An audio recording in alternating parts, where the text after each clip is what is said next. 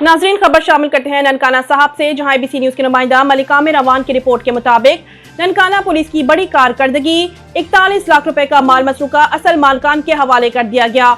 DPO Said अजीज का एक और अहसन इकदाम। तफसीलात के मुताबिक थाना मांगटावाला में माल मसरूका असल मालकान के हवाले करने की तकरीब का इनेकाद किया गया। तकरीब में मेंबर सूबाई असम्बली पंजाब महर काशिफ रंगीलाही पडियार ने भी शिरकत की।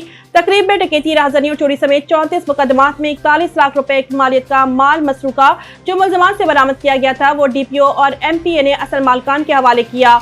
बरामदा माल में 8 मोटरसाइकिल, लेजर मशीनें, सोलर प्लेट्स, मोबाइल, सराई जेवरात, मोटर्स और नकदी वगैरह शामिल थे। छीना हुआ चोरीशुदा माल वापस मिलने पर अहलियान इलाका ने ननकाना पुलिस की काविशों को खूब सराहा।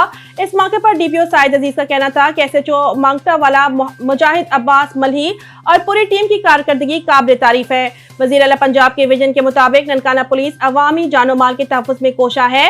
उनका मजीद कहना था कि लोगों की अमानतें उनको वापस लौटाकर दिली इत्मीनान मिला है। जराइम पेशा नासिर के खात्मे के लिए दिन रात मसरूफ़ अमल है।